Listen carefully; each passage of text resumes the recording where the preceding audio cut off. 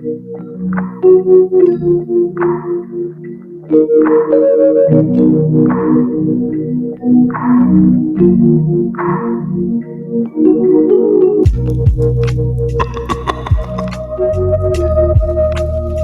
what's happening. We're missing you, D. I hope all is good with you. Hit that like button.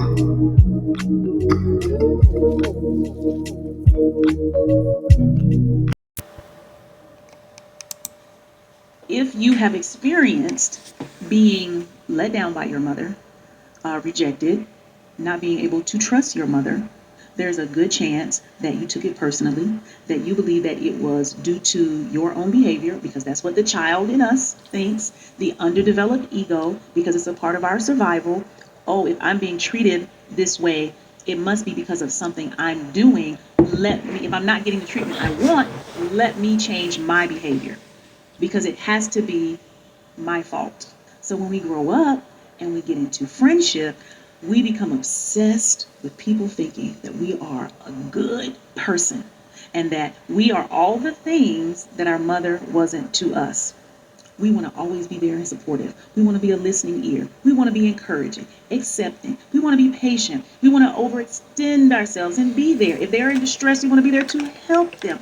All of these things we really put in our friendship bucket.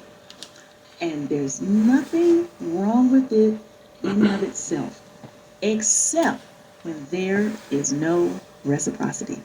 A healthy relationship requires reciprocity.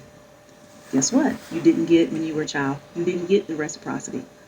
It was a one-way street of you giving love, you giving encouragement, you accepting your mother how she is, even if it is fucked up, and you not being able to get that in return. You being patient with her making mistakes, but not having that extended back in your direction.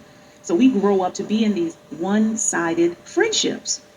And what happens is, this is a theme. If you've been listening long enough, you already know this.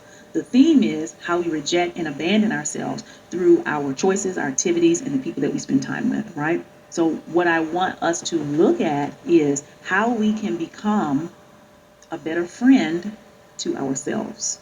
Because a lot of us go through life and we've never had a good friend. We might have somebody who we think is a good friend, but we haven't had a good friend.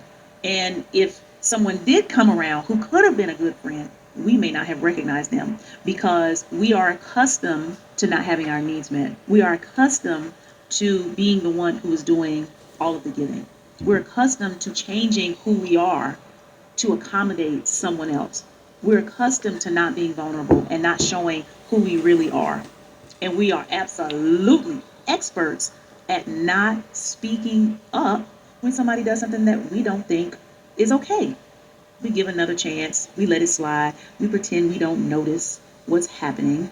We give them the benefit of the doubt, which is bullshit, because there's no benefit in doubt when it comes to people. Because all you're doing is, I'm going to give them the benefit of me doubting myself.